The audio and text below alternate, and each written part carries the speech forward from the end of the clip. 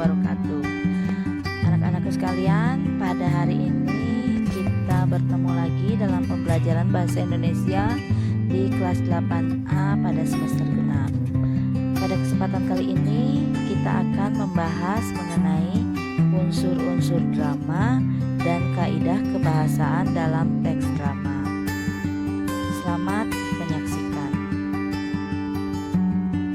Pada pembelajaran kali ini, materi dasar yang akan kita pelajari yaitu yang pertama mengenai unsur-unsur teks drama. Lalu yang kedua adalah mengenai unsur-unsur pementasan drama. Selanjutnya yang kita bahas adalah mengenai kaidah kebahasaan teks drama. Nah, tujuan pembelajaran kita pada kali ini yaitu setelah mempelajari pokok bahasan ini, peserta didik diharapkan mampu menelaah karakteristik perbedaan unsur-unsur teks drama dan unsur-unsur pementasan drama serta kaidah kebahasaan dalam teks drama yang berbentuk naskah atau pentas. Nah, sekarang kita masuk kepada unsur-unsur teks drama. Nah, unsur-unsur teks drama ini yang pertama yaitu mengenai tema. Tema itu inti dari cerita drama. Merupakan jawaban pertanyaan, misalkan dari pertanyaan itu bercerita tentang apa drama tersebut. Nah, bisa dikategorikan kepada tema. Lalu yang kedua adalah tokoh. Jadi unsur teks drama yang kedua itu tokoh. Disebut juga pemeran drama. Nah, tokoh memiliki watak dan karakter. Berikut pertanyaannya yang sesuai yaitu bagaimana watak tokoh digambarkan, itu disebut dengan penokohan. Unsur teks drama yang ketiga yaitu alur. Alur merupakan jalinan peristiwa. Nah, dalam alur itu menjawab pertanyaan bagaimana peristiwa itu terjalin atau bagaimana peristiwa itu terjadi. Jadi, rangkaian peristiwa dalam sebuah drama itu bisa disebut dengan alur. Lalu unsur teks drama yang keempat adalah latar. Nah, latar merupakan tempat, waktu, dan keadaan yang berkaitan dengan peristiwa itu terjadi. Misalkan ditanyakan di manakah tempat kejadian peristiwa tersebut, atau pada saat apakah kejadian tersebut terjadi, atau pada saat misalkan terjadinya drama itu di mana, ya. Lalu yang kelima, unsur terakhir dari teks drama adalah amanat. Amanat itu yaitu pesan yang ingin disampaikan melalui cerita. Selanjutnya, jika tadi kita membahas mengenai unsur-unsur teks drama, lalu yang sekarang kita bahas adalah unsur-unsur pementasan drama. Ya. Yang pertama yaitu unsur-unsur pementasan drama yaitu naskah. Nah, naskah drama sering disebut juga dengan skenario. Naskah drama yang akan dipresentasikan atau dipentaskan bisa menggunakan naskah yang sudah ada atau membuat sendiri. Naskah drama menjelaskan tentang judul cerita, pemain, dialog, dan sebagainya yang disusun secara kronologis. Secara kronologis bisa disebut juga secara berurutan. Jadi sesuai dengan rangkaian cerita yang berurutan. Lalu unsur pementasan drama yang kedua adalah pentas atau panggung. Jadi adanya tempat pementasan drama. Nah, pentas bisa berupa panggung, tetapi bisa juga berupa panggung yang hanya berupa tempat datar yang luas dengan penonton berada di sekitarnya. Jadi kita bisa setting atau bisa kita siapkan tempat pentas disesuaikan dengan keadaan dari yang diinginkan atau sesuai dengan skenario yang diinginkan. Nah, unsur pementasan drama yang ketiga adalah ini sangat penting, adanya sutradara ya. Sutradara itu orang yang mengatur jalannya cerita atau bagaimana aktor yang melakukan acting ya. Jadi aktor itu melakukan kegiatan sesuai permintaan dari sutradara agar ceritanya atau pementasan dramanya bisa berlangsung dengan baik. Nah, unsur penting juga dalam pementasan drama yang kelima yaitu tata letak. Nah, tata letak hampir sama dengan pentas atau panggung, tapi ini lebih detail lagi ya. Disebut juga setting atau pelataran, yaitu bagaimana panggung didesain dengan menarik ya, memperhatikan ornamen-ornamen pendukung cerita. Kalau misalkan latarnya menceritakan sebuah kamar, berarti dalam panggung tersebut mungkin disediakan adanya tempat tidur, lemari dan sebagainya yang menggambarkan mirip suasana kamar. Itu adalah salah satu contohnya. Nah, lalu unsur pementasan drama yang keenam yaitu tata busana. Nah, ini berkaitan dengan kostum ya, bisa disebut juga dengan kostum. Busana yang digunakan para aktor disesuaikan dengan perannya masing-masing.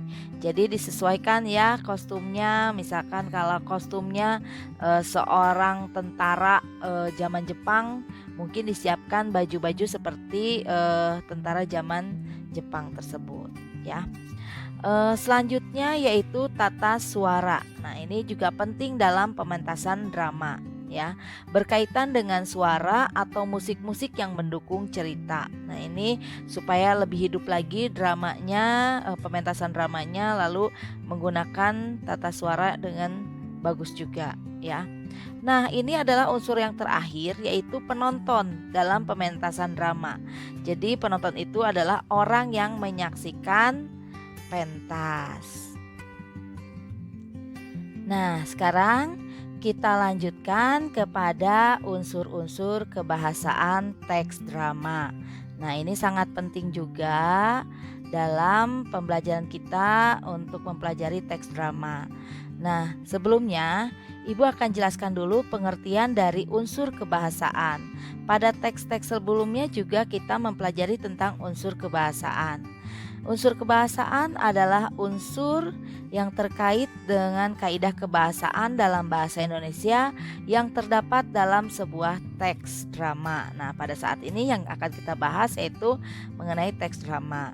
Kaidah kebahasaan yang dimaksud berfungsi sebagai penanda utama sebuah teks drama. Kalimat dikatakan sebagai satuan bahasa yang dapat berdiri sendiri karena menurut unsur yang utuh ya, karena memuat unsur yang utuh. Kalimat terdiri dari klausa. Nah, klausa itu adalah satuan bahasa yang terdiri dari unsur subjek dan predikat.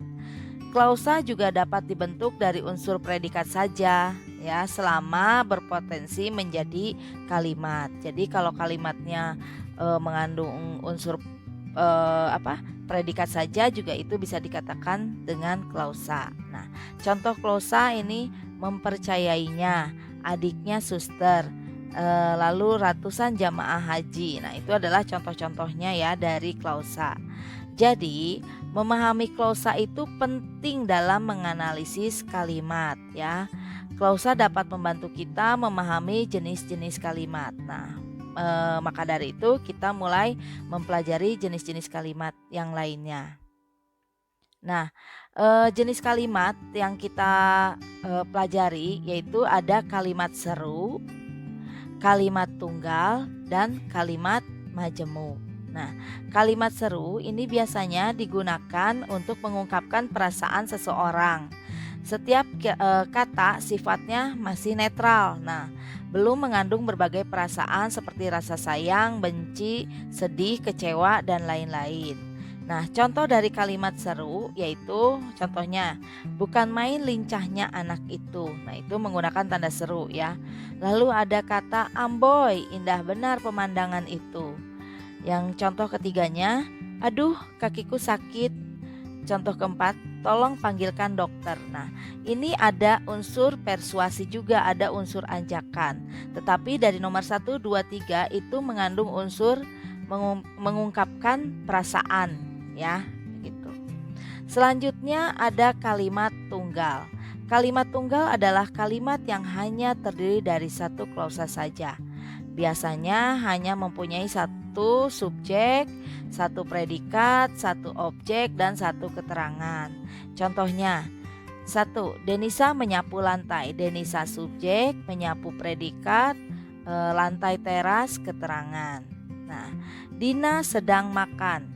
Dina subjek, sedang makan predikat. Nah, itu disebut dengan kalimat tunggal ya. Kurang lebih kalimat tunggal juga disebut dengan kalimat sederhana. Jadi hanya terdiri dari satu subjek, satu predikat, satu objek, dan satu keterangan. Nah, kalimat tunggal ini bisa disebut dengan satu klausa ya. Jadi hanya terdiri dari satu pola kalimat. Lalu yang ketiga adalah kalimat majemuk. Kalimat majemuk itu ditandai dengan kata penghubung atau disebut juga dengan konjungsi. Jenis kalimat ini lebih kompleks karena memuat lebih dari satu klausa dan kalimat dasar. Kalimat majemuk itu dibagi menjadi 3, yaitu kalimat majemuk setara, kalimat majemuk bertingkat, kalimat majemuk campuran. Kita perhatikan satu persatu.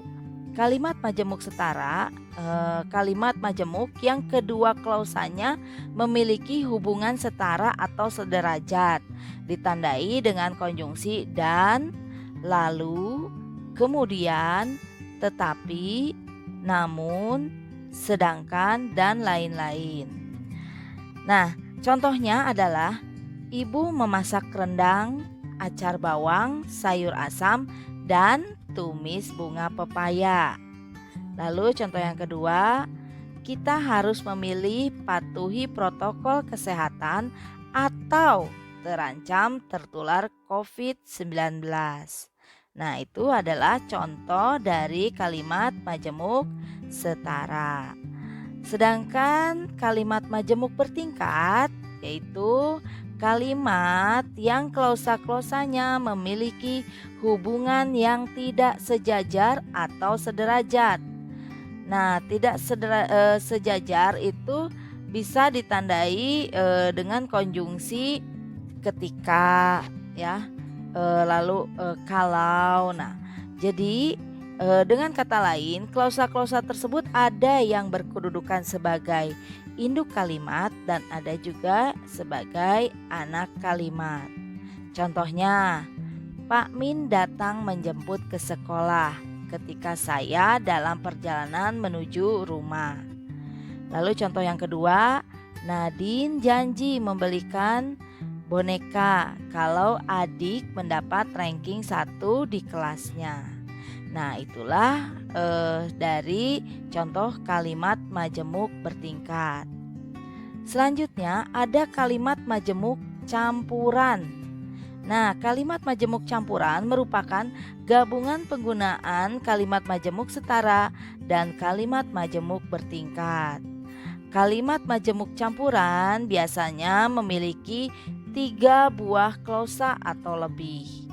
Contoh kalimatnya, kerja bakti di desa dapat menumbuhkan semangat gotong royong dan kekeluargaan karena melibatkan seluruh warga.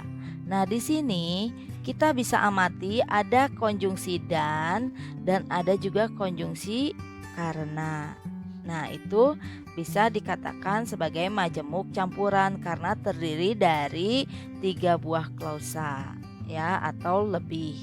Nah, contoh yang kedua, rendang perlu dimasak cukup lama, kemudian diaduk teratur agar cita rasa khas dari rempah-rempah di dalamnya keluar.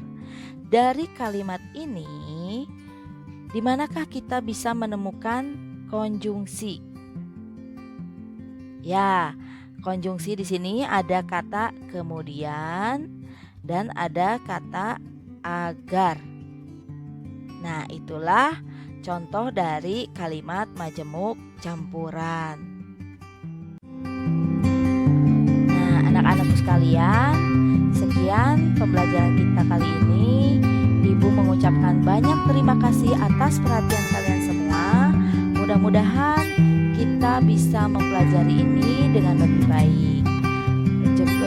Terakhir, Ibu ucapkan alhamdulillahirobbilalamin. Wassalamualaikum warahmatullahi wabarakatuh.